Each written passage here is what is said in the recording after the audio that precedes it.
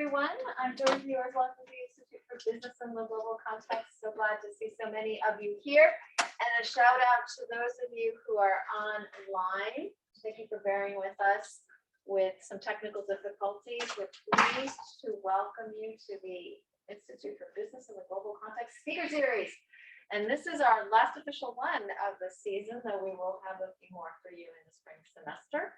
I'm going to turn it over to Bhaskar Chakravarty, our Global Business Dean, to introduce Mimi and to have a discussion with you today, both online and here. And Mimi, welcome again. Thank you for bearing with us with some of these technical difficulties. And over to you, Bhaskar. Yeah, thank you, Dorothy, and thank you for organizing us for the last of our speaker series. We've had a really great series so far in the fall, and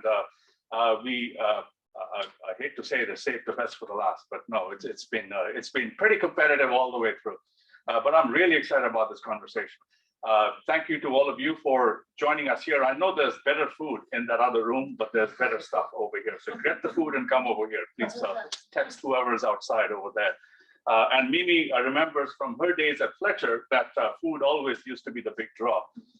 So she'll understand if you're slightly envious of the absolutely spectacular box lunch on the other side. Well, let's get this rolling. We have a great gathering here, more people streaming in, and there are people being streamed in on screen. So I know that we have a large audience here for Mimi. And normally, I can pretty much tell you a little bit of the bio of the speaker before we get going. And it's usually pretty easy. You kind of say a few things about their current affiliation and organization, a couple of other affiliations and organizations that they've been a part of, a little bit about their background, and off you go. But with Mimi, we could spend the entire afternoon talking about her work currently, the number of things that are on her plate. So, and I think, Mimi, the last time we saw each other was on another Zoom screen, but the last time we saw each other in person was when you were here for our Africa's Turn conference. And at that time, you were with OPIC, and I think you were the President Bush appointee, executive director on OPIC's board. And you have the this distinction of being appointed by two different presidents, President Bush and President Obama, so quite a bipartisan background. You have the distinction of working both in the public and the private sector. You have the distinction of currently working in the private sector, but on the boards of multiple organizations in public and private.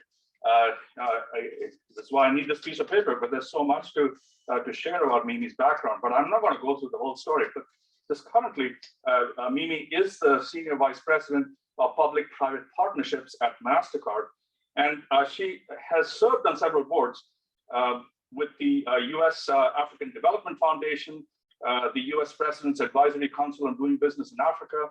She was chair of Blackstone Africa Infrastructure LP, and currently she's on the board of Canada's Development Finance Institution, FinDev Canada, the One Campaign, which is a really interesting organization. I'd love to learn a little bit more about that, and a tiny little company that makes annoying noises called Twitter. Mimi Alemayehou, welcome back to Fletcher. Such a pleasure to have you back. This is going to be a fireside chat, as we kind of talked about it, and really a casual conversation with all of us here to learn a little bit more about your journey. And so just to kind of get us situated here and to set the table, as it were, maybe tell us a little bit about your journey to Fletcher, and then subsequently your journey from Fletcher. What brought you here, and then where did life take you after that? Thank you, Bhaskar. Thank you, Dorothy. Thank you so much for the kind introduction and for having me here today. I really wanted to come in person, but unfortunately cannot make it this time, but I promise you I'll be on campus soon. I think last time I was at Fletcher actually in person was to teach, to speak at Professor Jacques' class, which I really enjoyed. I'm sure a lot of you are taking him. I suffered through all of his courses. I will not speak for too long today because I really want this to be sort of interactive. And I also have some questions for you. But I think before I tell you sort of a little bit about what I do in my day job and also the various organizations that you mentioned that I'm involved in currently, I thought I would also put some context around it. I think sort of for the first time really in my career, I find that there is a real desire by governments to engage more with the private sector. And there is a realization that no matter what the challenge is, right? Climate change, we just had COP26, or poverty alleviation, governments just can't do it alone. Even the best funded ones in the OECD nations, including here in the US, right? And the pandemic, I think in many ways may have accelerated that. As we have seen in places with limited funding. And I was actually in Senegal when this COVID pandemic started. You know, private citizens, companies, development institutions, governments are coming together to tackle one of the biggest health crises of our lifetime. Then on the private sector side, it's even more, I think, quite interesting as I see it. Things that used to be a line item, right, in annual reports like ESG, increasingly have entire departments dedicated to them. I was just a couple of weeks ago visiting my former employer, Blackstone, and they have hired 80 people this year alone to focus on ESG, 5 of them managing director level. And that was not even a year ago. It wasn't like that.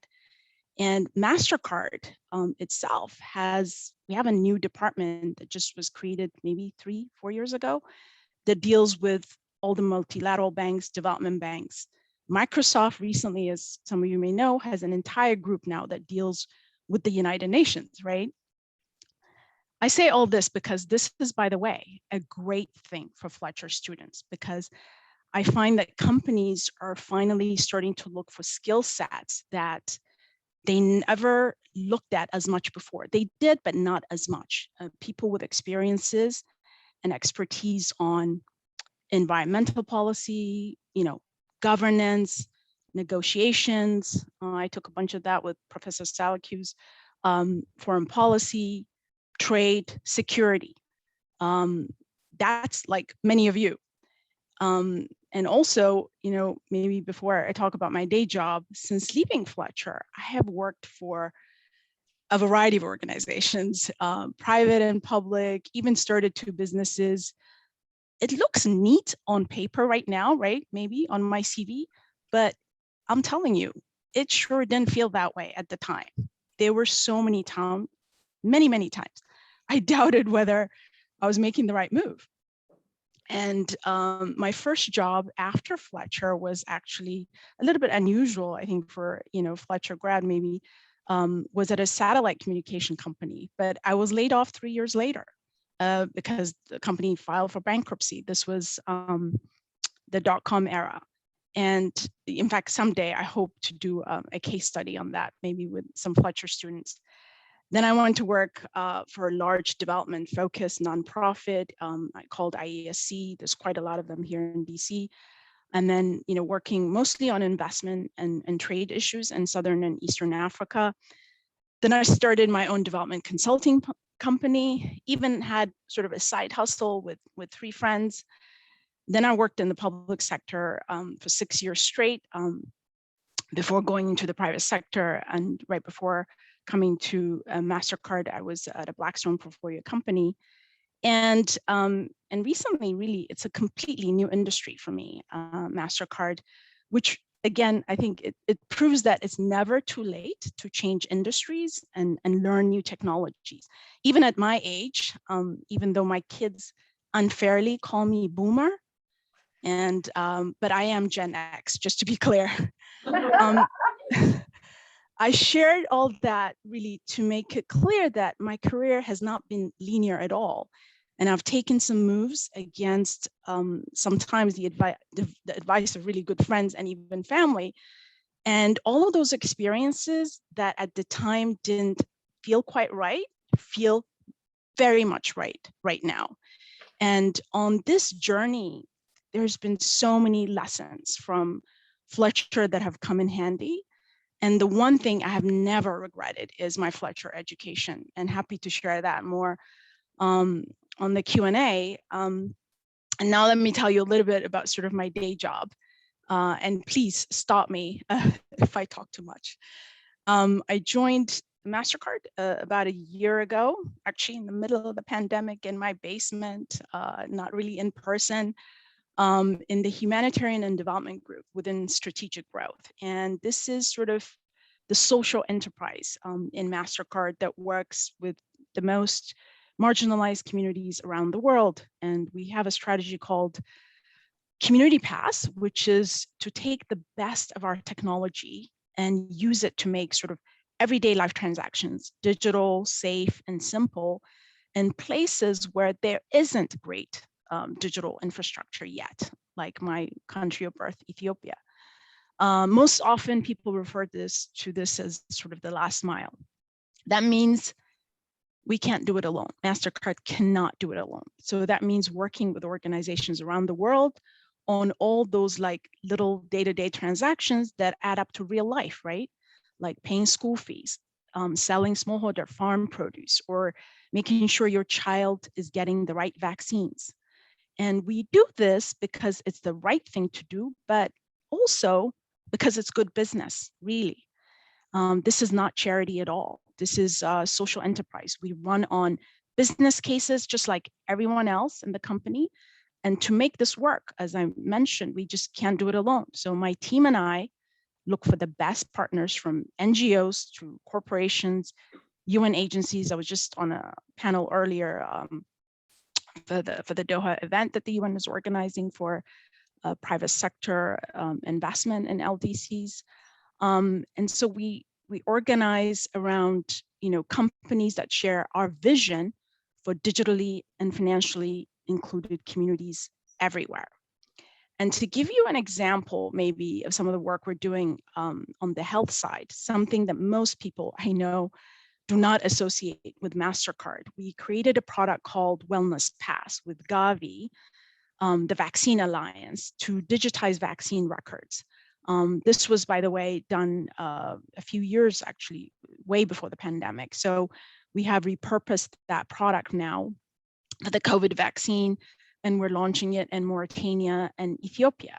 And so to my earlier point, Gavi is an international organization based in Geneva, and they're increasingly partnering with the private sector because there is a real realization that they just can't do it with all the funding and support they get from governments, foundations. They just cannot do it alone.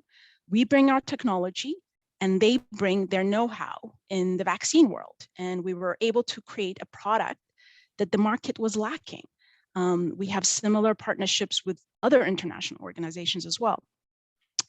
And we're also working on the agriculture sector, something I honestly never associated with MasterCard before I got here. A product called Farm Pass, which is digitizing the value chain for farmers, ensuring farmers get fair prices for their goods and buyers have visibility. And we work with local farm organizations in India, Uganda, Tanzania, Kenya, local fintech and agri-tech firms, and banks that also serve this ecosystem. There's also like around 1 billion people with no forms of formal identity. I lived in Senegal for 6 years, and this is a huge problem with people just coming through the borders, and they, because they have no formal identity, it's incredibly, it's almost impossible for them to get services. So we have an inclusive digital identity product with biometric capability that was made with this population in mind. And like many of you who may be, listening about some of these products for the first time before coming to MasterCard, I honestly had no idea this company worked on these types of products or economic activities. I only knew it as a card company and not an incredible technology company that has made a commitment to financial inclusion, but is also constantly innovating new products and also sometimes acquiring companies that are the best of its kind. And if you go on our website, you will see quite a lot of acquisitions that have taken place in recent months. And what I do, I think, outside of my daily responsibility at MasterCard, and I think how I spend my time outside of work has also, had a pretty big impact in many ways on my work. But I find that it also keeps me engaged in areas of interest to me personally. Because, for example, like energy, I'm involved in the Energy for Growth Hub. And, I was investing in energy infrastructure in Africa for quite a few years. And it sort of keeps me involved and keeps me engaged on the policy issues that come up. And recently, of course, I joined the board of Twitter, which is an interesting platform that I was using for the last 10 years before joining it. And it's becoming incredibly popular and expanding in a lot of markets, including in Africa. I served on 4 boards, which can sometimes be quite hard to manage. And I have learned quite a bit from being on these boards and met some, really amazing, smart and dedicated people. The Energy for Growth Hub, which I just mentioned, which does some amazing work in terms of advocating for energy investments in poor countries. The One Campaign, which is an advocacy organization that works on issues to alleviate poverty. FinDev Canada, which was mentioned earlier, which is Canada's development finance institution. It's actually the newest development finance institution that was created very recently. It's only been around a few years. So they had, they learned from the experiences of all the other bilateral and multilateral organizations that have been around for years. So they could really create something quite small, quite nimble. I'm a big fan of theirs. They're focused mostly on investing only in Africa and Latin America. I mentioned earlier this year, I joined the board of Twitter. I'm sure, a lot of you will have questions on some of the things that they're doing. I think one of the most powerful things in more recent times with vaccine hesitancy, there's been a lot of work that Twitter has been doing to make sure accurate information gets out there. Some of the things that keep me up at night right now, besides, of course, the war in Ethiopia, and where I hope really some of you end up, trying to find a solution when you leave Fletcher. The first one is really, there's a lot of talk about sort of building back better. It's sort of become a very, it's catchy word. There was so much, I find inequality, right, before the pandemic. And the pandemic has actually made it even worse, right? Not better. When I think about the lockdowns, I was in Senegal when it first happened, but for most of us, who are the lucky ones, you just adopt to digital behaviors. You start doing, ordering for, stuff on Amazon, online, your groceries, Zoom calls, your classes resume, right? But the shift has been so uneven, and so many people are not able to benefit from or, fully participate in this growing digital economy. And it's not a luxury. It is not, a digital economy is not a luxury. And I find that it's even worse when it comes to vaccines, right? I'm sure all of you have received your second COVID vaccine shots, and possibly for free, right? And we're all getting our boosters while parts of the developing world have not been vaccinated. And some have not even vaccinated all of their health workers. I mean, that's a travesty. One of my former colleagues and a dear friend from Kenya, Kevin Kihara, he died this past August from COVID. He was 45 and the father of 1-year-old twins. Kevin wanted to get vaccinated, but he was waiting until his age group could get one in Kenya. As you can imagine, I was quite angry. Kevin is smart, even though he went to SAIS instead of Fletcher.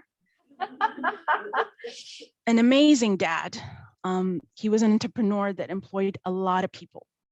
He didn't have to die. And we've lost many others like Kevin.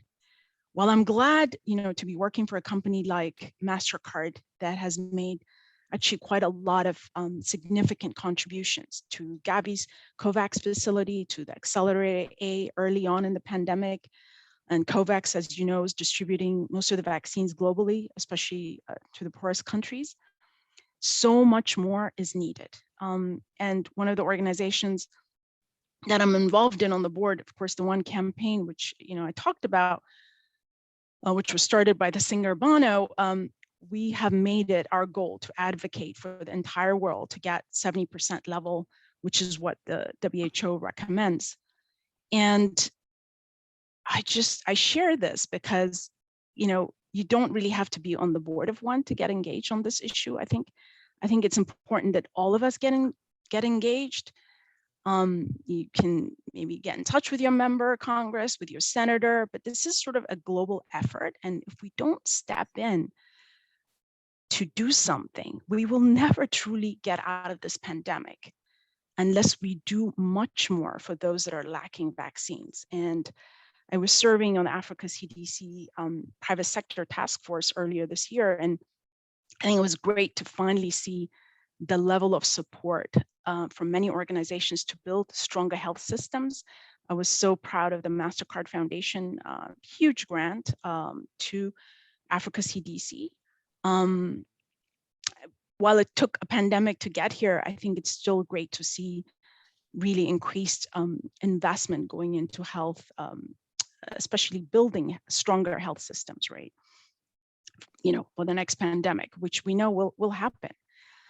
And second, maybe very much linked to the first is, the World Bank has just stated that poverty levels have gone up for the first time in 20 years. So as society at large, we had made so much gain, and now we're losing. So many children that are out of school, many of them girls, many of them will not go back. Debt levels in many poor countries, particularly in Africa, are like so high. And so what that means really is they'll be trying to sustain this debt and paying off their debt, as opposed to, serious investment going into health, into education, into infrastructure that will be competing, for funding. And we just can't let that happen. And I'm sure you've all been reading about all the IMF and some of the debates going on there to support sort of recovery for these poor countries. And the third one I kind of talked about a little bit is the misinformation and disinformation. That actually keeps me up at night in some ways, particularly online, but also on TV, radio. It's become a global issue, and vaccine hesitancy itself is a real thing. I was begging my aunt in Ethiopia recently to get vaccinated, but she had heard from somebody at church, of all places, that there is some chip that they will implant in you.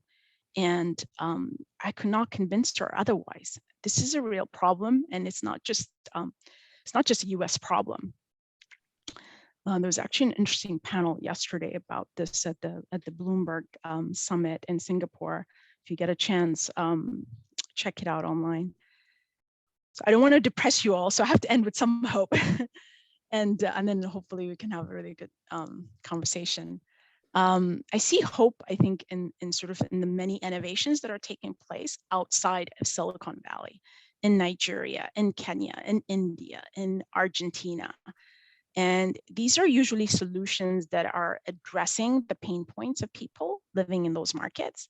And I think venture capital is like finally taking notice, and there's been such a huge increase in startups, in investments in startups in emerging markets, including in Africa. And recently I saw this investment in Wave, which is based in Senegal. It was only started like in 2018.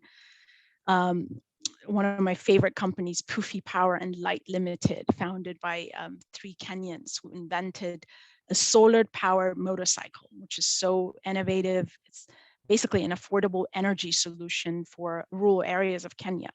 There's so many others in many parts of the world that sort of are giving me hope that the solutions we need to tackle energy poverty, does not have to come from the West necessarily. I have very strong views on some of the climate policy that I saw coming out of COP26. It's not exactly very friendly to the poor. Happy to discuss later if you're interested in the Q&A. As you may know, we have a Start Path program at MasterCard that supports startups from around the world. It's such a smart move, I think, on our part to support technologies of the future, which are, again, coming from quite a lot of them coming from outside of the United States.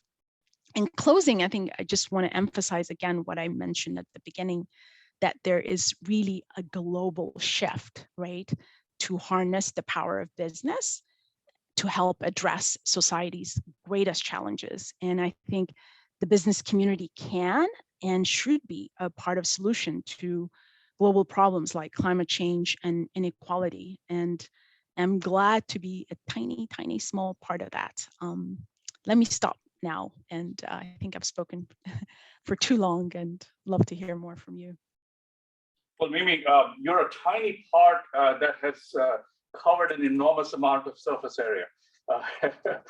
My head is buzzing with kind of trying to figure out, as you mentioned, you had a nonlinear journey beyond Fletcher, and that nonlinearity has sort of taken you in so many different directions, and I'm struggling to think about where to begin, because there are so many questions in my mind. First of all, very, very sorry to hear about your friend Kevin, and I'm sure there are many Kevins who sadly could have been saved. And in our Digital Planet research, when we started a new stream of this research last year called Imagining a Digital Economy for All, we started with the notion that this is going to be, no one asked for a pandemic, but the pandemic is here, and the pandemic is going to give us the purest test of the internet. And it turned out that now, looking back 20 months, it wasn't the purest test of the internet. The internet was fine. It was actually the purest test of us on the internet, and the different ways in which we operated online and didn't, where it worked and where it didn't. And many of the issues that you raised, whether it's misinformation or lack of leadership or lack of coordination, or some of the phenomenal advances that we made, it's kind of all got showed up. So I guess, one question that I would love to get some perspective from you on, Mimi, given your journey, by the way, I just want to correct the record. I got my presidents mixed up. People mix them up all the time. President Bush and President Obama. Bush appointed you to the African Development Bank, and Obama appointed you to OPIC. So I just want to get that clear. So you have been in the public sector, you've been in the international multilateral sector, and you've been in the private sector, and you're now in the private sector. It's pretty clear that each of these sectors need each other to solve the kinds of problems that we're dealing with currently. Even before the pandemic, it was hard, it's just got harder. And we do need all these sectors to sort of be able to collaborate. Where do you see the biggest barriers to collaboration? How do we think about that, even as students right now, in terms of, what are the big barriers and how do we prepare ourselves to show that we can actually transcend them? Yeah. So, I think in terms of the biggest barriers to collaboration, when I look at, COP26 and some of the policies that came out of that, as we, as the whole world, by the way, I believe in science, I believe in climate change. I do think we need to invest sustainably and reduce our CO2 emissions. But when I think about sort of a continent like Africa that, I think total maybe emits 2% of CO2 emissions, right? And you have 600 million people with no access to electricity, right? So you're going to need a lot more, significant increase in investments in the power sector, right? And meaning that it doesn't have to be coal, we agree, but it needs to be gas as well, at least in the transition period for countries like Senegal, Mozambique, Nigeria, gas will be incredibly important. And then you have multilateral banks and bilateral banks that are significantly owned and controlled by, more richer nations, right? I was the US executive director on the board of the African Development Bank. We're the second largest shareholder on that bank, but, have a lot of power. But on the World Bank board, to be honest with you, if the US doesn't want something to move forward, it's not going to happen, right? Just because of our shareholding on that institution. So when these decisions are being made that impact so many people, I just think the voices of the countries that are going to be impacted in a major way need to be at the table. I think we need to do a much better job of having representation that actually voices that concern, right? So, and I think if that was really at the table, some of the policies that came out of COP26 basically saying that multilateral banks like the World Bank and some of the, the larger agencies, which are the ones investing in infrastructure, will no longer support gas, even in the poor countries. Those kind of decisions would not have been made because, it would be unethical, right? Because in the East Coast, I live in Washington, D.C., I would freeze to death if it wasn't for gas and coal in the East Coast, right?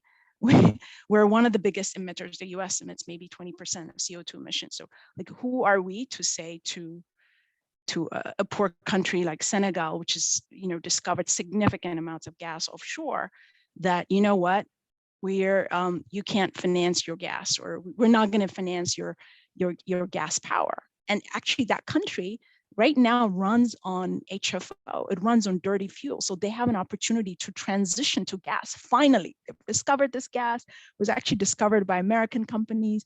They were about to start, building gas-fired plants. And now we're telling them, the multilateral banks will not touch that because, I'm sorry, but, the planet doesn't deserve any additional plants, gas-fired power plants, or any additional CO2 plants. And I think that's kind of unfair. So like, I would say maybe it's a long sort of answer to your question. I just think more voices from the poorer countries need to be at the table. More NGOs from local communities need to be at the table as well on a lot of issues. It's interesting. When I was on the board of the AFDB, I would hear more from NGOs based mostly in California or the East Coast about an investment we're making in Turkana and Kenya or in West Africa. And I would always ask, like, what about the civil society in those countries? What do the community think in that community? Like, do they want this investment, or do they have problems with it? So I think we need to do a much better job in terms of getting the right voices at the table. So there's clearly an issue with the developed world and the developing world, and the complete asymmetry in terms of the history and the proposals for the future. Regarding how much carbon we put into the system, and there's lots of challenges to overcome there. If I could just sort of bring you back to the private sector part of this, what can the private sector do here? Yeah, I mean, the private sector, capital for sure, right? Like, look at all the capital that sits in institutional, investments. If we could just get even a rounding error of some of this institutional capital, going into investing in infrastructure in Africa, like, I mean, you could solve that. Like, that capital is what the private sector can bring, and also skill sets and many things. And, I think the reason why, I think the private sector and the public sector sort of need each other is on the public sector side. And I saw this, especially when I was at OPIC, and we had this Power Africa initiative, that was started by President Obama's administration, trying to increase investment in infrastructure side. The public sector side can bring a lot of sort of policy elements to this that are also needed, right? Capital will go in. Capital is a coward. It's going to go where there's opportunities and where there's good returns, and you need a certain enabling environment for that capital to come in. And I think the reason why they can work hand in hand is the public sector obviously governments can come in and sort of demand a certain enabling environment, and they can bring in, certain negotiation kind of on the higher level that usually private sector doesn't have access to, whether it's president to president or minister to minister, and sort of demand certain types of reforms that, the private sector on its own cannot demand.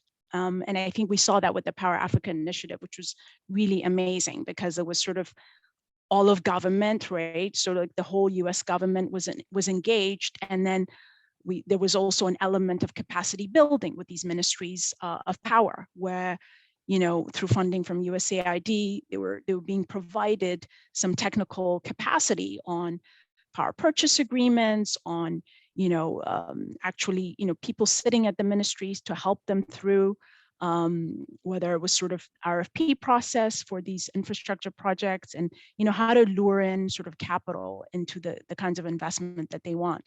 So, and I think that's why it's probably worked well, because it was really well planned from the beginning, saying that we can't do it alone, we need the private sector, but what is it going to take a Blackstone, which, by the way, it was because of Power Africa, Blackstone launched the Black Rhino initiative to invest like 5 billion capital into power in Africa. And they even though they had made some investments in the past, they were like, oh my God, this is the perfect timing. We have the US government behind us sort of pushing for this and for reforms that is providing capacity for these countries that is very, engaged. And so they were like, you know what, this is the time for us to look at Africa again in a big way. Great, fantastic. So I'm going to open this up to the floor, but I have one more question before we do that. You, Mimi, have had an extraordinary career, and sort of weaving back and forth between public, private, multilateral sectors. And in many ways, it's like taking it's like a day at Fletcher. You take a class with Laurent Jacques, you take a class with Katrina Burgess, take a class with Alex Wall, and our students, kind of are fluid in kind of walking, through corporate finance and peace negotiations to, migration issues at the US and Mexico border. The world outside is not like that. The world outside is tribal. So the policy people hang out with policy people, and they think that people in the private sector can't trust them. People in the private sector kind of think, oh, the policy people, all fuzzy-headed people, don't get things done. It's all bureaucracy. The multilaterals are sort of in their own universe. Do you find that an issue? Or is that changing? The tribalism in the world outside. No, I think that's really changing, and sort of that's what I was saying, that like. And I'm not saying this just because I'm here today speaking to you, but really more than any time in my career that I'm seeing that conversation like coming together. And, like I said, like MasterCard literally created a department to deal with multilateral and bilateral banks. And, Microsoft has the same. And we look around and people are doing that or about to do that because we realize that, we're all, can't solve these challenges, which are also opportunities on our own, and we need to collaborate. And sometimes we need the multilaterals to finance some of that, or we need a bilateral to finance some of that, but they also can't do without the private sector. So they need us to come along. So they're coming into the conversations. I don't think these conversations would have happened like even 10, 15 years ago. And now, like, we have quite a lot of work streams with some of the UN agencies, which themselves have a private sector partnership person, just to do that kind of work with the private sector. So, it's a good time. I think, yeah, it's definitely changing. Okay, fantastic. Let's open this up to the floor. Questions. And when you ask your question, please say your name and just a little bit about who you are, what you're studying, so that Mimi can appropriately contextualize your question. So as always, I'm going to start with those on the screen, then I'm going to come to the room. So don't worry, we'll get there. On the screen, we have Adam Bastiano. Go ahead. And hey, if possible, put your camera on. But if not, that's okay. Can you hear me, Oscar? Yeah, go ahead. Cool. As Mimi knows, it's a very beautiful day in DC, so I'm in a park. But I'm a global business administration student based here in DC. Coming from the world of the social sector, but actually pivoting soon to the private sector, my question is, would we be setting ourselves up for greater success in meeting the most pressing global challenges if public-private conversations like this were to fully include the social sector, civil society perspective? Yeah, absolutely. I think it needs to include the civil society. As I said earlier, and sort of in my experience, particularly when I was sort of working with the multilateral banks, it's incredibly important. And I think with ESG now sort of at the forefront for a lot of private sector companies, and some of it is because regulatory is also coming up and saying it just cannot be a line item in your annual report anymore. Yeah, no, I they have to be included. Okay, great. Thank you for the question, Adam. In the room, David. Hi, Mimi, can you see me? There we go, awesome. Hi, my name is David. I'm a second year MAL student at Fletcher. My background is more in nonprofit, but I'm studying global political economy, international monetary policy here. I'm also really interested in the last mile payment issues that you said you're working on at MasterCard. And so I kind of have a two-part question for you. I was curious to hear more about how MasterCard is leveraging the expertise and resources and experiences to help payment solutions that are kind of outside traditional payment networks. For example, like mobile money and in East Africa. And also I was curious to hear what you think are the solutions you see out in the world that have the most potential to scale. Yeah, thanks for that question. Yeah, definitely. In a lot of our work, actually, we're partnering with local fintech companies in many places. And you're right to bring out, some of the innovations that are coming out. I mean, look at what M-Pesa has done, right, for Kenya. And so, yeah, no, we are definitely, we have an entire department that actually partners with mobile network operators across the world, but in Africa, where the payment side has advanced much more on mobile payments. So definitely we have a lot of partnerships with them. And then in some markets that are fairly new, obviously like Ethiopia, I mentioned because I'm a little bit biased. I'm originally from there. That market is finally sort of opening up the payment side. So there's a lot of opportunity there, and we're also looking to partner with local entities there, including on the last mile effort. Fantastic. Thank you, David. Back to the screen, Gaurav. Hi, Mimi. My name is Gaurav. I'm a first year MAL student. I'm from Germany.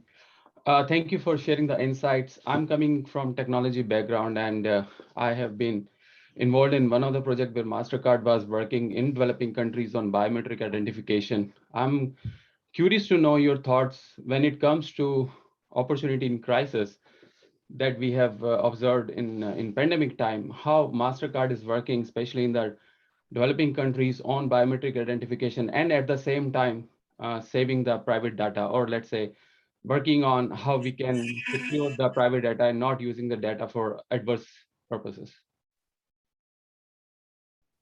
Thank you for bringing that really important question. And it's something that, security of data, just security in general is very important from MasterCard. And I talked about sort of, the 1 billion people, right, around the world that have no sort of formal identity, and that we have this inclusive identity product that is sort of targeted towards them.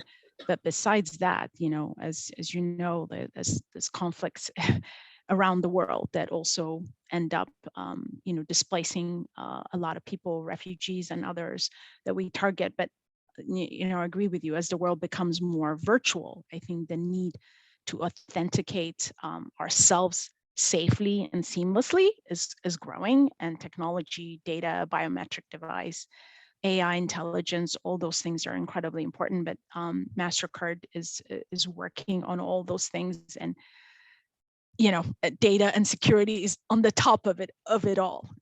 So yeah. Fabulous. Next question. In the room, Daniel. Hi, Mimi. My name is Daniel. Tibet. I'm from Kenya, and I actually I want to send my regards for David. And personally, my own experience with that also is with the lack of access to vaccine. I actually had to cut some corners to get my vaccine in order to come to the US. So that's just Can you speak up a little bit? Can you speak up a little bit louder? I'm having a hard time. Sorry. All right. So yeah, my name is Daniel, and I'm from Kenya, and I wanted to send my regards with your friend David. It's a personal experience also for me because I had difficulty getting access to the vaccination. But my question really revolves to the idea that you talked about. A lot of economies in Africa, I'm going to look at it from the trade point of view, because in terms of trying to achieve the sense of economic growth that African economies need, they might be wanting to look into export-oriented goods that they're able to sell. And for instance, we talked about Senegal and investment for use of or exports of oil. And I think that initially that a lot of Mid-Eastern economies sort of achieved the sense of economic development by exporting oil. Now, since we're sort of transitioning into an era where oil-based economies or just the use of oil is no longer regarded as a good thing, and the market is moving away from it. I'm just wondering, what is the next economic sector that you feel African economies can leverage in order to be able to effectively grow, to have economic growth? Did you get the question, maybe? Not completely, but I think there's something about trade, and then he said Yeah. something about what's the next sort of industry or something like that. Yeah, if I could just summarize, so Daniel's concern is that economies that were reliant on exporting certain goods, certainly goods like oil, and if the use of oil is going to go down, what do you see as the next sector for economies like Senegal or Gabon or any of the other countries that have been reliant on export in the past? Yeah, you know what? What I haven't mentioned, I mean, during our discussion today, but I think has huge opportunity is like actually intra-regional trade within Africa, right? So you're from Kenya. And by the way, I grew up in Kenya, so habari gani.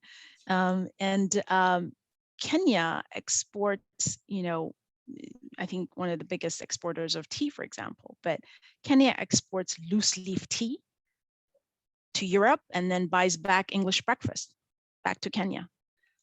So where's the value add there, right? So, and there is so little intra-regional trade within Africa, right? Africa really it's like the least from any continent that trades with each other, like African countries, right? So we're, really most of the time African countries are exporting raw goods and buying them back. I mean, you're like a case of Nigeria, like refined fuel back to Nigeria. Nigeria is a big exporter of fuel. I think those things need to change. And, in Nigeria's case, they're building a huge refinery. But I think even in Kenya's case, there's a lot of opportunity right now for value added sort of manufacturing, right? So, and that's happening. And I think this big bill, I forgot, I can't remember the big Africa regional trade bill that was signed a year ago. I think, probably the largest sort of market, free trade market, right? Anywhere really bigger than NAFTA. It's like, within African countries, I think that is going to create opportunities for a lot more investment in sort of value added manufacturing in these countries, and then to trade with one another. It doesn't have to be exports to Europe or the United States under AGOA or whatever. It could be, tea actually made in Kenya, like finished product to Nigeria. Nigeria is like an entire 200 million people population, tea drinking nation, right? And I don't know why they're buying their tea from the UK when they can buy it from Kenya. And some of that has to do with obviously infrastructure costs. You've heard some of the data where it's almost cheaper to import something from China than it is like from, something going from Mauritius to Nairobi, Mombasa port, just infrastructure delays and whatnot. So I think as there's more infrastructure investment, more value added manufacturing, I would say. I think that's. Yeah, just to kind of build on that, I think and it's an interesting question to explore in the context of public-private collaboration. So good friend, Sunny Verghese, who had spoken here a few years back, he's the founder and CEO of a company called Olam, one of the largest food and commodities companies in the world. And what they do is they source food from one part of the world, and then they sell it to the food manufacturers. And so in many countries, particularly in West Africa, as they were trying to get grain from the interior to the ports, they realized there was no infrastructure. So they actually invested in roads, they invested in ports, they worked with the government to set up a free trade zone, and in order to facilitate that. And then a country like Gabon, where after the collapse of the oil prices, they realized that the country actually needed an alternative way to earn incomes and create jobs. They started teaching. They set up academies to train young people in farming, and they started setting up an agriculture sector in Gabon, which was typically petroleum dependent. So it's interesting how there are different ways to try and approach this. There is a role for kind of multiple sectors to kind of come together, multiple countries in collaboration. So it's fascinating to try and get to the answer to Daniel's question. It's complicated. Lakshmi. Yeah, no, I mean, I think Daniel's question is an important one, and I think there's a lot of countries grappling with that. When you think about a country like Nigeria, before it discovered oil, Nigeria was exporting a ton of agriculture, lots of agriculture, and it could feed itself, and it had excess, it could export. And now, like, you have Nigeria importing tomatoes because a lot of it was abandoned and focus on oil and gas. All right, back to the screen, Lakshmi. Thank you. That was really fascinating, and I think the work on last mile access and digital inclusion especially is very interesting. I have a couple of questions. I'm a mall student, but I'm going to pick one. I wanted to know what's the skill set you picked up at Fletcher that helped you navigate multiple sectors, or maybe added value in more than one sector, and maybe all of us can take it. Yeah, you know what? I took all of the finance courses that were taught by Professor Jacques. I wasn't really sure when I first came to Fletcher, really like where I was going to end up. I thought like maybe I wasn't a US citizen at the time, by the way. So like otherwise I would have taken the foreign service exam, and who knows, maybe ended up at some embassy. But that wasn't the route for me. But I would say all the finance classes that I took have been incredibly helpful. I'm on audit committee chair, even I'm the chair of the audit committee and the One campaign. I'm on the audit committee of Twitter, and like it was incredibly helpful that I took those classes. I loved the negotiation class by Professor Salacuse, and there was another international transaction class. I think the negotiation class was really good, and I've been in many situations in my life where I've had to negotiate, whether it's a power purchase agreement with a minister of energy, or even within the government, sort of interagency, like, in the US government, and just, making sure every side like kind of wins in the end, right? Like you have to give and take. So yeah, and what I liked about Professor Jacques at the time was like, he was the only one, I think, more than any of the other classes where you really had to prep, right? Like for his case studies, and he make you speak and whatnot, and just be on top of it. Like you couldn't just wing it, right? Because he will grill you down. And I think my name was very easy for him, Mimi, so he would just like pick on me all the time. So I was prepared. But yeah, those classes, yeah, for me, those were the most incredibly helpful. But to be honest with you, I also like learned so much from my the other students that were in my class. And I think the one thing I never expected to get out of Fletcher that I got was friendships, right? I never went to Fletcher thinking that some of my closest friends in life will come from Fletcher, and that's what happened. And so what my closest friends currently are people from Fletcher. And Christmas holidays, I'm taking a week off to go with my friend Sue, Sue Terry, you may know her. She's Korea expert, and we're gonna meet up with some other friends from Europe, also from the Fletcher class, Masha and Banu, who are also my class, that live in London. So we've stayed in touch, and that's been it's been really amazing. Oh, Michael Strauss. Thank you so much. I hope I get to see him too. I just saw. No. So thank you for your question, Lakshmi. And Professor Jacques, I was speaking with him earlier this week, and he was sorry he couldn't attend, but he told me he found a paper that you had written, and he had some questions about it. So you may get a call from him. Oh my God! Oh no! I still Incomplete fear him. assignment. I still fear him that I may have forgotten to do an assignment that he's catching up with me on. There you go. All right, go ahead. Hi, I'm Garima. I'm a second year at MIT, and I was working as a corporate lawyer back in India, and I'm focusing on business for social impact and digital development. Can you hear me? Can you speak up a bit? Okay. So I'm MIT was working as a corporate lawyer, and my focus is business for social impact and digital development.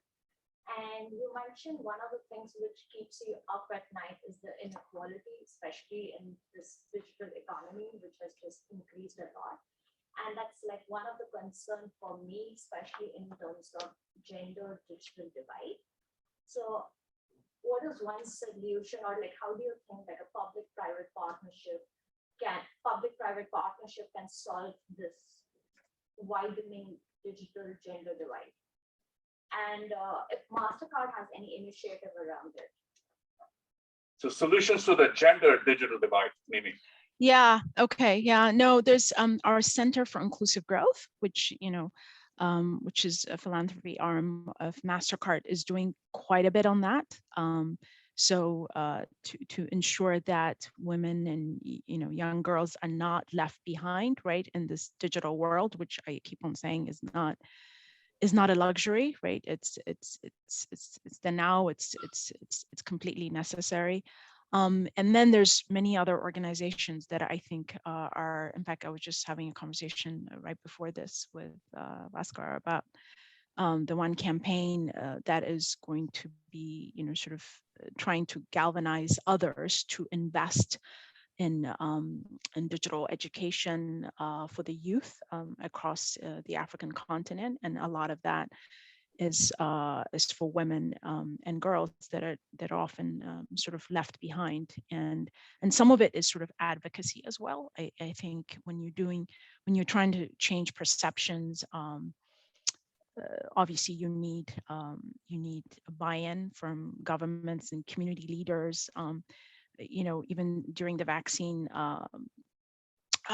hesitancy sort of campaigns, the one campaign was using singers in different countries, like whether it's Youssou N'Dour in Senegal or some other popular entertainer in East Africa, just to kind of speak to the population of the importance of getting the vaccine. So yeah, I would say to you, yes, MasterCard is doing quite a bit on that, but again, MasterCard just can't do it all alone. I think it's, the multilateral organizations are also starting to focus quite a bit on that. And as I was saying earlier, because of the pandemic, what's happened is the number of children that went out of school because of, in many places where there's no connectivity, the minute the pandemic hit, right, kids just stayed home. They've lost 18 months, 2 years. While the boys increasingly are coming back, a lot of the girls haven't come back. And unfortunately, teenage pregnancy and the like have increased. So, it's a huge loss. So, because of that, I think there's also an understanding that there needs to be a lot more done, government level, multilateral, bilateral, agency level, and then foundations, including our own, are starting to step into that space to make sure that girls and women do not get left behind. Thanks for bringing that up. It's important. Thanks for bringing up the question. And Garima, you've done some work on this as well. So check out the blog that Garima has got. Oh, please, can you Yeah. email it to me? I would love to see Yeah, it. please send it to Mimi. And Garima, as you know, from the work that you've done and other work you've seen, the biggest gaps in gender in terms of the digital divide is actually from India. And the last 4 or 5 years, India has also seen one of the biggest growth in terms of closing that gap. Not just India, across South Asia, the gap is closed much faster than a lot of other places. And just a tiny bit of good news on the education front. So we're organizing a conference called the Internet's Turn on December 13th. Please attend. So it's a little commercial pitch. Nothing is free of commerce. So a number of our research partners, together with MasterCard, we are organizing this conference, and one of our research partners is Pratham, which is it is the largest education NGO in the world. And they did a study with our collaboration on how were children studying during the pandemic, during the lockdown, and what was the impact on children's education. And one of the questions that we had put to them was, what was the gap between boys and girls in terms of their ability to learn long distance on WhatsApp? WhatsApp was a primary medium. It turns out that the boy-girl difference actually did not widen during the pandemic, which is, sadly, that is the best news you can think of. So boys and girls had almost equal access to the phone, the WhatsApp, which was basically the school. So that's an interesting study. We're going to be talking about it on December 13th. Okay, next question. Oh, definitely would love to attend that. Yeah, we'll send you the details. And get the study too. I'd love to Yeah. see the study. Thank you. Absolutely. Stephanie, on the screen. Hi, good afternoon, everyone. My name is actually Stefan LaRoche. Sorry, Stefan. No worries. Distance. Mimi, thank you very much for sharing your thoughts with us this afternoon. I work in international development, and I'm currently based in Abuja, Nigeria. So my question is, why is a U.S. investment in sub-Saharan Africa continue to be historically so low in comparison to the European Union partners and China as well? And what can organizations like foreign-leading organizations like MasterCard, what can they do to encourage US FDI in sub-Saharan Africa, especially in large infrastructure projects? Yeah, thank you, Stefan. You spend a lot of time in Abuja too. I think if you look at it from a historical perspective, the US obviously, didn't have colonies in Africa. So the ties between African nations and European countries, a little bit, I would say maybe deeper. But I think it's changing. Like, I think if you look at numbers, US investment into the region, particularly in tech, is really the last year, the numbers are quite amazing. You're starting to see like Silicon Valley Bank, which has never made an investment in Africa, investing in startups in the continent. They just made, I think, an investment in Wave and Flutterwave. You've seen, some of the investments. In fact, you're in Nigeria, so you should know a lot of the tech startups in Nigeria that are doing incredibly well have gotten quite a lot of investment from Silicon Valley venture capital. So it's true that like the US could do so much more. Like as I was saying, some of the institutional investors, investment funds and what are not investing as much as they should. But like I always tell the story of Ethiopian Airlines, because it's a lot of people don't know this, that it was started by the US carrier, TWA, right? 70 something years ago. And TWA, by the way, doesn't exist. It's like it filed bankruptcy years ago. But and it's one of the most successful airlines in the world, not just in Africa, and very profitable. And I think the reason it's worked well also is like, initially when they started it, it was literally a public-private partnership between TWA, the Ethiopian government. There was an agreement that they would train the pilots and start, a training school in the country. And then there was like sort of a handover transition that took place. And I think that really sort of worked well. So there has been amazing, GE has been in Africa for over 100 years. So there's like many examples, but I agree with you. I think there needs to be more. And I think the AGOA legislation that passed years ago under, President Clinton was one way to try to encourage, even though the AGOA legislation was to, spur exports from Africa into the United States and give them duty-free and quota-free eligibility, it was also to try to encourage US investments to increase that kind of export. So, but Secretary Blinken currently is touring Africa. So I'm hoping that, in this administration, there'll be, other initiatives like Power Africa and others that will continue to incentivize. And I think the best thing is like when companies do well and tell stories that, they're doing well. And MasterCard obviously has been in Africa for a long time, has many offices throughout, will continue to invest, including in startups. There's a lot of African fintechs that are in our Start Path program.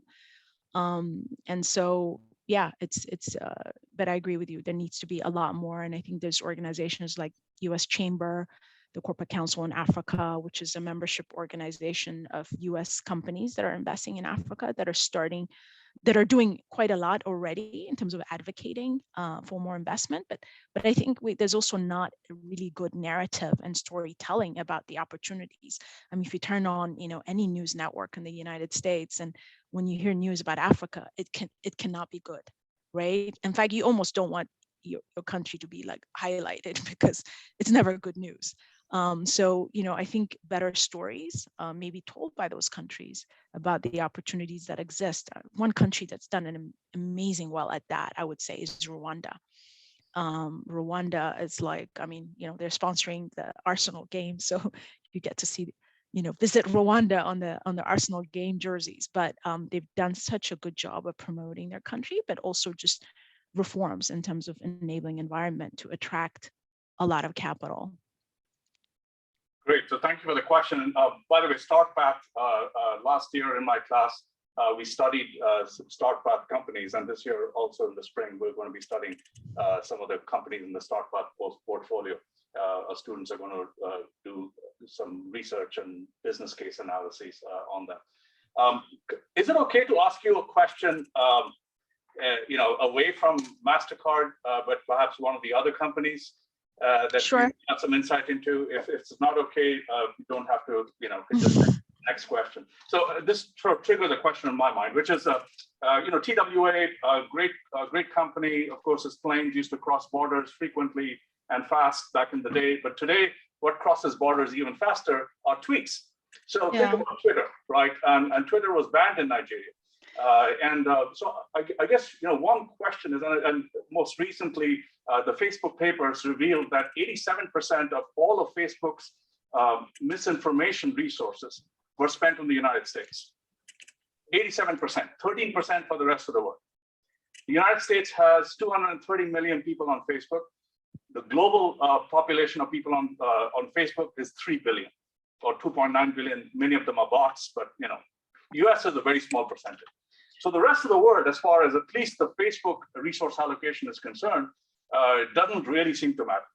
However, the potential for danger, the potential for what misinformation can do is so much greater in the rest of the world. We are all worked up about January 6th over here in the United States. There's a January 6th happening every day of the month in Myanmar, in Sri Lanka, in India, and Nigeria, and many other countries. So I guess the question is, how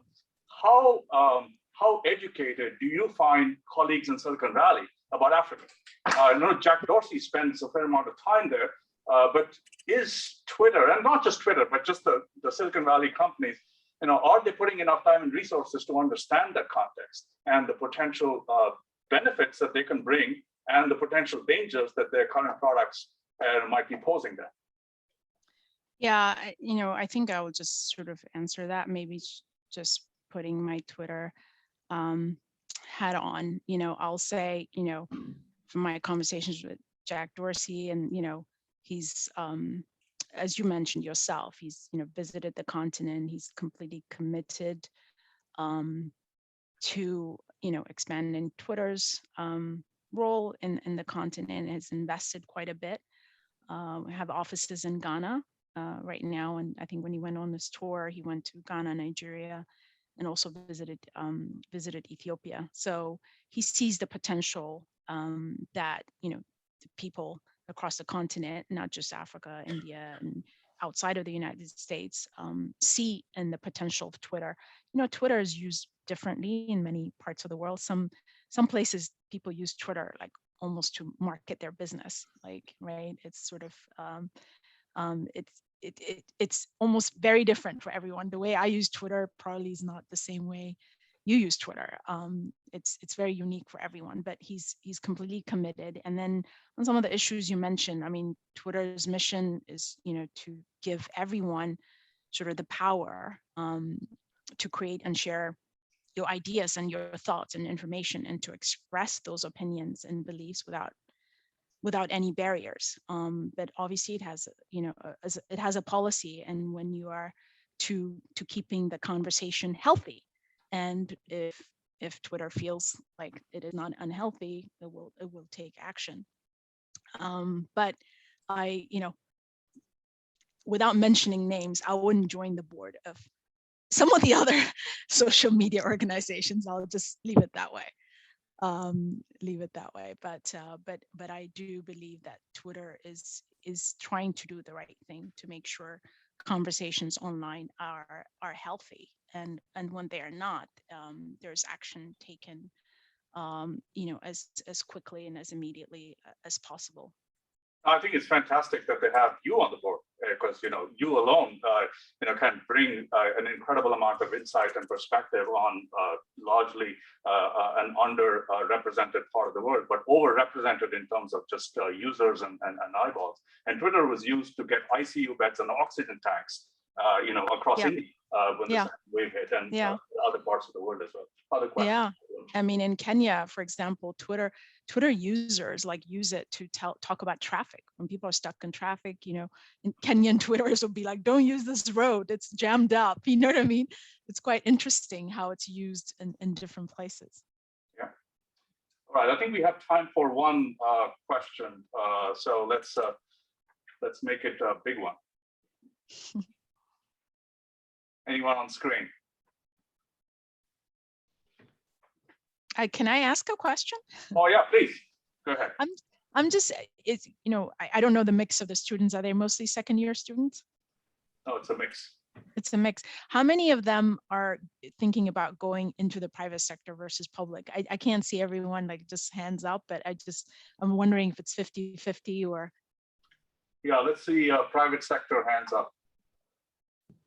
Okay, there may be a selection bias here in the room, but that one on the screen, I don't know, Dorothy. If you can. And then any like civil society, I guess, for some, right?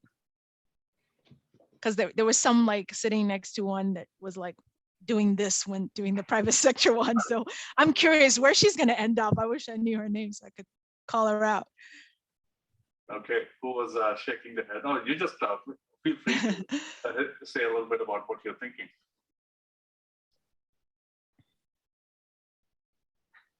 I don't know who it was. Unfortunately, I was looking at this. Yeah, no, maybe she's gonna run for office. So.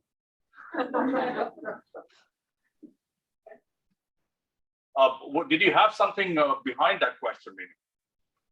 No, it was just more, I wanted to know sort of, it's been so long since I went to Fletcher, and I remember when I was there, I would say like most people were thinking about sort of public sector or civil society. Very few people were thinking about private sector. I just happened to be hanging out with my little crew of friends at Fletcher that all ended up going into the private sector. I don't know if it was the influence of Professor Jacques, but Masha went to Goldman Sachs, and Banu went to Enron, and now she's working at Shell, and there's quite a few people that ended up in the private sector. So I just kind of wanted to have an idea of like whether things have shifted at Fletcher 20-something years later. So you were there before the MIB program, and now there's an MIB program which sort of brings in students who are interested in the private sector, or at least private sector principles applied more broadly. But the larger population of Fletcher, the data, this is the data suggests that at the intake point, when you ask students or even applicants, what's your interest in terms of public, private, and social sector, the majority are interested in the public sector, public or international organizations. On the way out, when you see where the graduating class goes, the largest absorbing sector is the private sector. I see. In fact, over the course of the long haul of Fletcher alumni, about 40% of Fletcher alumni are in the private sector. So it is the largest single sector that our students go to. Okay, no, that's interesting. Definitely a shift. Okay. So Mimi got to ask the Thank last you. question. What's on your plate for 2022? Is there a priority or a set of issues that maybe there is a post-pandemic, or there's a something around the corner? Can you give us an early? Yeah, no, I mean, just to really try to scale on some of the projects that we've started in 2021, and hopefully, there'll be our ability to travel will come back on, even though, to be honest, I haven't missed that at all, being on planes. So maybe, more travel for sure, but trying to scale some of the projects that we have going on, and a lot more in health, a lot more in agriculture, and what Gaurav talked about earlier about the identity work we're doing as well on inclusive. Looks like Gaurav has a question, so maybe we can squeeze a quick question in, Gaurav, and we'll let Mimi go. Thank you, Dean Chakravarti. Thank you, Mimi, for giving me the platform for asking the last question. Mimi, you have already said something about that everybody talks about, let's make better world and connected world and so on. And I'm involved in, or I'm trying to involve in a couple of social enterprises. And when I go to these funding meetings and when I look for the funding for my social enterprises and other projects, usually I see that there is a very less interest when I show to the investors that probably for the first 2 to 3 or 4 years, there will be no return on investment. And then especially when it comes to Africa, where there is a risk of investment, that not a lot of investors are happy to do some innovative projects. Everybody would like to do ride sharing, home delivery, and the concepts that are already validated and successful in Silicon Valley or in America. But when it comes to do something innovative, something out of the box, and something risky, we do not, or let's say I do not find the investors. What is your comment on that? You know what? I would have almost the same assessment as you. Unfortunately, like even the development finance institution, without naming names, I would say they're a development finance institution, right? They should be really investing in those kind of risky investments where they're not expecting returns, but many of them require at least a couple of years of balance sheet. They don't want to touch startups. They don't want to touch new things. They want to make sure it's been proven before they put any equity or debt in them. So even though I would say that, look, it's starting to change a little bit because they've realized that they've also missed out on some really important investments because they were being so picky and looking for a track record or looking for, to make sure that, you've been around for a bit. And also increasingly foundations, I would say, are also starting to make those kind of investment that are much more impact, more driven with impact. And so, look at a couple of foundations. Ford Foundation does a lot of that, Rockefeller as well. So yeah, and there's a couple of other impact funds as well that, that may be targeting particular regions. Were you working, did you say it's Africa focus, your social enterprise that you're looking at? Yeah, I'm involved in a couple of projects in Africa, Nigeria, Ghana, and Kenya. I'm involved in BMW Foundation and with GIZ and some of and the look at also the African Development Bank, because they've recently also committed to doing more impact and social impact and social entrepreneurs. And they've just I think raised quite a lot of money in the last replenishment round. So you may get lucky with them as well. But yeah, I agree with you that there's more money once you already almost established, as opposed to kind of more of a startup. Are there any accelerators and incubators at MasterCard side? There's quite a lot of accelerators in the continent. Tony Lumilo Foundation's funding quite a few. No, So- sponsored by MasterCard, I meant. We have the Start Path program. That's I'm happy to like get it offline and connect with you and connect you with the team there. Thank you very much. Well, maybe it's been such a pleasure to see you again, and we hope that with travel easing up, we'll see you in the old-fashioned way. Yeah. The weather outside is beautiful. I was about to launch into that song. That's great. But that just and this room was full. The screen was full. Just a testament to students love to attend sessions like this and be inspired by stories like yours. We will continue to watch where you go in 2022 and beyond, and we know that the world is in a better place with leaders like you taking us there. Thank you so much, and Thank you, everyone, and thank you so much. opportunity to get a second bite with you next week. Thank you. Thank you for sharing a little bit of time to talk to some of our students and give my best to Mike Froman, good colleague. I will. Thank you so much. Thank you. Bye-bye. Bye. Bye.